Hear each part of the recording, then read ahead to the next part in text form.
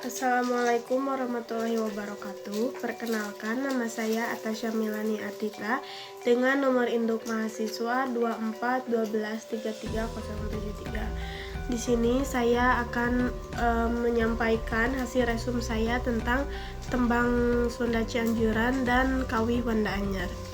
Yang pertama ada tembang Cianjuran yang merupakan salah satu bentuk seni vokal tradisional Sunda yang berasal dari daerah Cianjur, Jawa Barat. Seni ini merupakan perpaduan antara puisi Sunda klasik atau disebut pupuh dan iringan musik tradisional seperti kacapi dan suling. Ada pula sejarah singkat tentang tembang Sunda Cianjuran.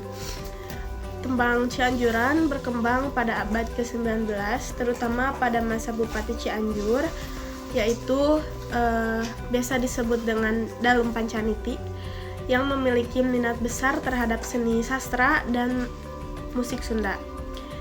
Maka dari sinilah muncul gaya nyanyian puisi Sunda yang halus, elegan, dan mendalam secara emosional.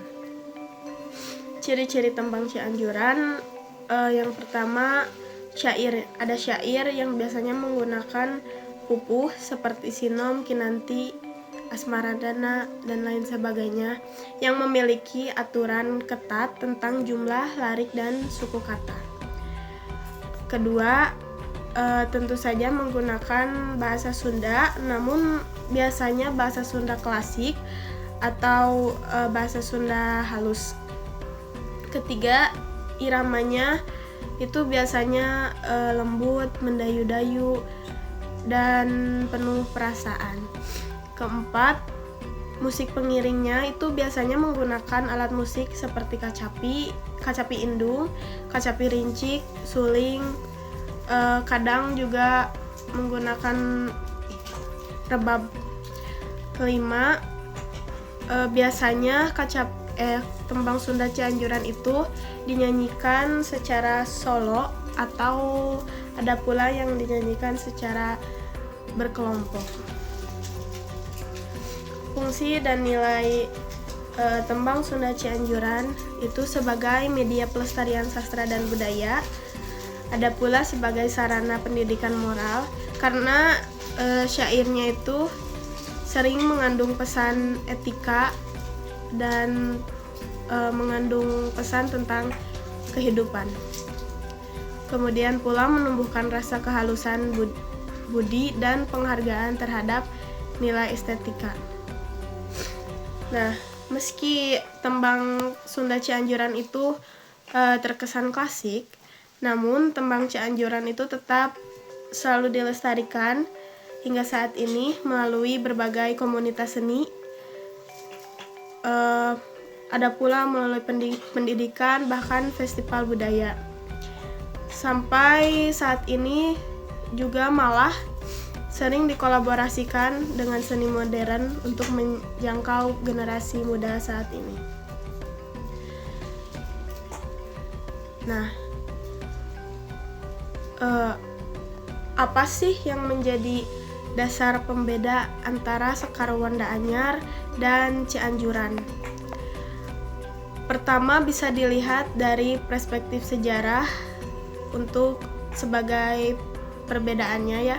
Kedua, ada pula dari estetikanya seperti teknik vokalnya, instrumen yang dipakainya, bahkan penamaan istilah vokalisnya. Nah, teman-teman, untuk estetika tembang Cianjuran sendiri itu biasanya yang menjadi ciri khasnya dari vokal Cianjuran menggunakan ornamentasi yang baku. Lalu teknik penyuaraannya dibantu oleh pernapasan dari perut, serta instrumen yang digunakannya itu khas ya, kacapi dan suling. Nah, kemudian juga tentu sumber bunyi atau suaranya itu dari vokal yang dikeluarkan oleh manusia. Terus suaranya itu biasanya agak diredam, berkarakter mid low to low. Kuncinya menempatkan posisi suara ini adalah lebih ke tenggorokan, ke dada bagian rahang jangan terlalu dibuka. Cianjuran itu memerlukan karakter suara mid-low atau rendah. Kemudian ada juga narantang panjang dan narantang pondok dalam tembang Sunda Cianjuran. Yang pertama, narantang panjang yang merupakan istilah untuk kalimat melodi yang biasanya berfungsi sebagai pembuka ketika akan menyanyikan lagu-lagu wanda pepantunan. Kedua, ada narantang pondok. Narantang pondok itu rumpaka yang paling populernya adalah Daweng Diajar Ludeng. Ini dilihat berdasarkan panjang dan pendeknya rumpaka serta melodi. Untuk fungsinya itu sebagai kalimat melodi pembuka ketika akan menyanyikan lagu wanda pepantunan. Disebut narantang karena dilihat dari istilah melodi kacapi yang fungsinya untuk memberikan patokan nada bagi vokalis. Termasuk ke dalam wanda pepantunan, rumpakannya diambil dari naskah Munding Laya yang menceritakan tentang Dewi Asti sebagai putri dari keraton. Untuk pembahasan yang kedua itu ada Kawih Wanda Anyar. Kawih Wanda Anyar adalah salah satu bentuk puisi atau lagu tradisional Sunda yang disebut kawih yang telah mengalami pembaruan dalam bentuk isi dan penyajiannya. Berbeda dengan kawih buhun atau kawih lama yang biasanya itu lebih sakral dan digunakan dalam upacara adat. Kawih Wanda Anyar itu lebih terbebas, lebih modern dan sering disesuaikan dengan perkembangan zaman seperti zaman saat ini. Untuk ciri-ciri Kawih Wanda Anyar sendiri itu menggunakan bahasa Sunda yang lebih modern ya. Terus ada memiliki tema yang lebih beragam seperti bisa tentang cinta atau tentang kehidupan sehari-hari, bahkan tentang kritik sosial atau untuk motivasi juga biasanya bisa menggunakan tema itu. Terus ketiga, untuk strukturnya sendiri itu tidak terlalu terikat pada aturan seperti tembang Sunda Cianjuran sebelumnya atau seperti pupuh tertentu yang ada dalam kakawihan buhun. Kemudian untuk musik pengiringnya sendiri itu bisa menggunakan alat musik tradisional seperti kacapi, suling, atau bahkan dikolaborasikan dengan alat musik modern seperti gitar, keyboard, dan lain sebagainya. Kawih Wanda Anyar sendiri biasanya sering dinyanyikan oleh penyanyi Sunda modern dan ditampilkan dalam media audiovisual atau pentas seni pertunjukan. Kawih Wanda Anyar itu berfungsi atau memiliki tujuan sebagai media ekspresi budaya Sunda yang kontekstual dengan kehidupan masa kini untuk melestarikan seni kawih, tetapi dengan pendekatan yang lebih fleksibel dan kreatif sesuai perkembangan zaman saat ini. Contoh-contoh penyanyi atau pencipta Kawih Wanda Anyar itu ada Panano, terus ada Doel Sumbang, Yayan Jatnika, Darso, dan lain-lain.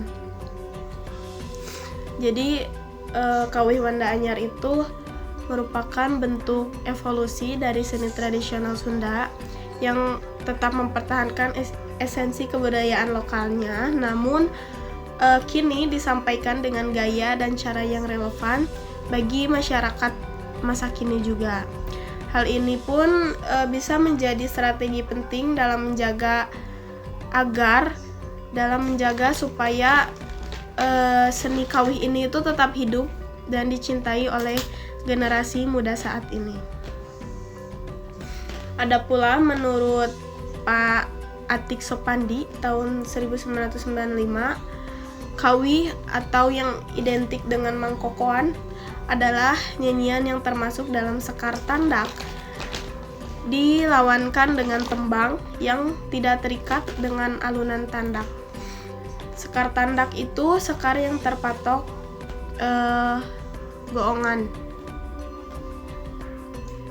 Ada pula definisi Wanda Anyar pada yang dikaitkan dengan kawih Wanda Anyar Mangkokoan pada tahun 1960-an dengan kawih Wanda Anyar yang ada hari ini. Wanda Anyar itu adalah gaya baru yang diciptakan di tahun 1960. Mungkin sekian penyampaian dari saya tentang tembang Sunda Cianjuran dan kawih Wanda Anyar. Semoga apa yang saya sampaikan itu dapat dimengerti. Terima kasih. Wassalamualaikum warahmatullahi wabarakatuh.